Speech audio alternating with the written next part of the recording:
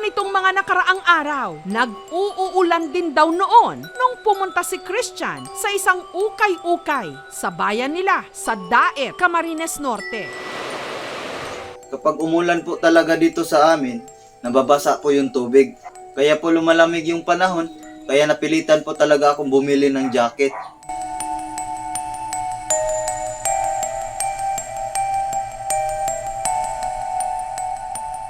Kasi po, nakakatamad po talaga maligo kapag malamig ang panahon.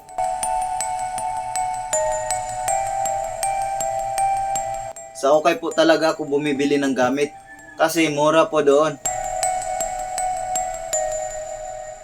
Yung jacket po na nabili ko sa ukay-ukay, iba siya kasi nung inamoy ko parang maasim, tapos makapal po yung tila niya kaya binili ko po.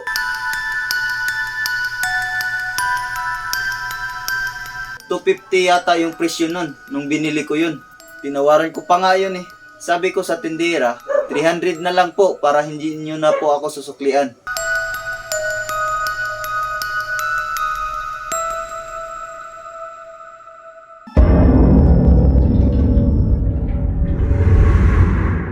Nung una ko pong sinuot yung jacket, medyo weird po talaga.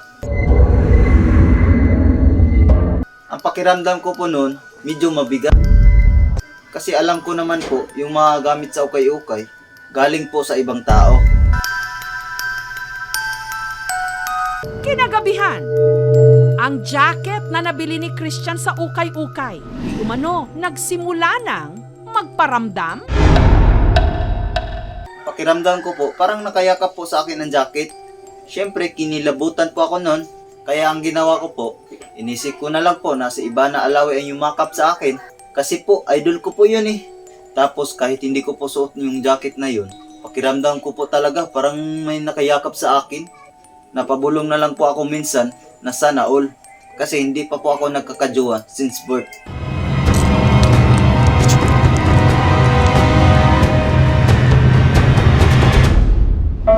Dito na rin daw nagsimulang magkaproblema sa pagtulog si Christian. Kapag matutulog naman po ako, hindi ko po talaga kaya matulog na nakadilat.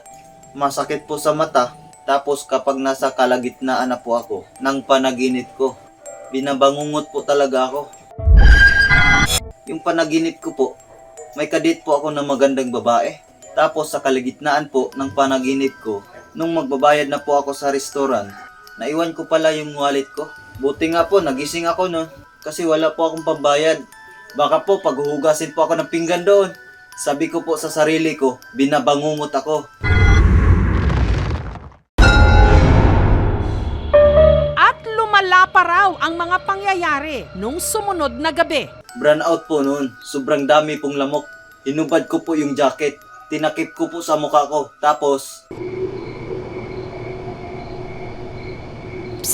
Pogi, 150. Bigla pong may sumitsit sa tainga ko. Pagtanggal ko po, nawala pong sumisitsit ng 150. Sasabihin ko nga sana na dagdagan kahit 300. Kasi ang mahal ng gasolina ngayon. Pogi, 150. Kapag tinatanggal ko po, nawawala. Tapos kapag binalik ko po, sumisitsit ulit. Kaya tinanggal ko na lang po. At hindi ko na lang po itinaklob ang jacket sa mukha ko. Natatakot po kasi ako, baka hindi na po ako magising. Kaya po, kinaumagahan, tinapon ko na lang po ang jacket. Pero may pumulot sa itinapong misteryosong jacket ni Christian, ang kanyang pinsan na si Raya. At siya man, meron din daw naramdamang kakaiba. Sa tuwing suot ko po yung jacket, parang may bumubulong po sa akin. Nahuburin ko daw po yun. Pogi, 150. Ayaw niyo po ito ipasuot at ang gusto niya lang ay itago lang. Sa kabila nito, isinuot pa rin ni Ryan ang jacket. Sinabi ko na po sa kanya yung nangyari sa akin. Hindi daw po siya natatakot. Kasi gagamitin lang naman daw niya yung jacket pag magbabike siya. Noong ginamit ko na po yung jacket para pumunta sa tropa ko, para mag-inom. Yung mga oras na po yun, parang kinakabahan na po ako. Kasi baka hingihan niya ako ng pang-ambag sa inuman. ₱5 lang po yung dala kong pera, sakto lang para pambili ng yelo. Tapos habang nagdadrive po ako, napabalong na lang po ako na sana sisig po yung pulutan. Kasi hindi pa po ako kumakain eh. Tapos, nung papunta na po ako sa tropa ko, parang may kakaibang nangyayari sa akin.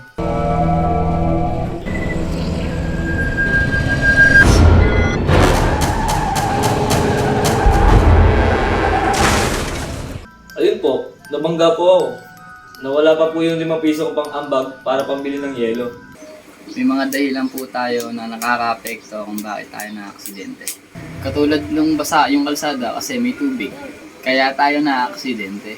Wala naman pong dahilan para mabangga ako kasi yung lugar naman po yun ay pagtayong daan. Naisip ko po na yung jacket po talaga ang dahilan.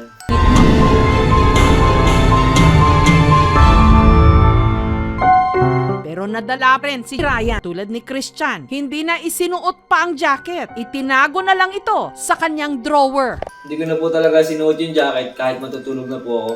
Nakakatulog na po ako ng maayos. Dati po hindi. Nag-ML pa po kasi ako noon. Ngayon hindi na po. Ang dami po kasi cancel sa Epic Rank. Kaya ang ginawa ko, in-install ko na lang yung ML ko. Sayang pa naman yung elite skin ko kay Balmond. Hanggang napagkwentuhan ng magpinsan ang tungkol sa misteryosong jacket. Pakiramdam ko po, yung may-ari ng jacket ay Becky. Kasi sumitsitsit po ng 150. Tapos ako naman po ang sinitsisitan.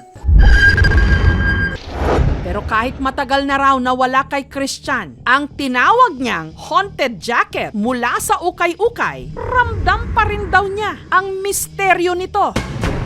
Sa tingin ko po kasi, kahit tinapon ko po yung jacket, parang nandito pa rin po sa bahay namin. Parang nandyan lang po siya sa paligid. Tapos sisitsit po ulit ng 150. Pugi! 150! Sa hirap ng buhay ngayon, hindi natin maaalis sa ating mga kababayan na sa ukay-ukay bibili ng mga kailangang damit. Labhan lang ng mabuti bago isuot at hanggat maaari, pasalamatan din at ipanalangin ang dating may-ari nito.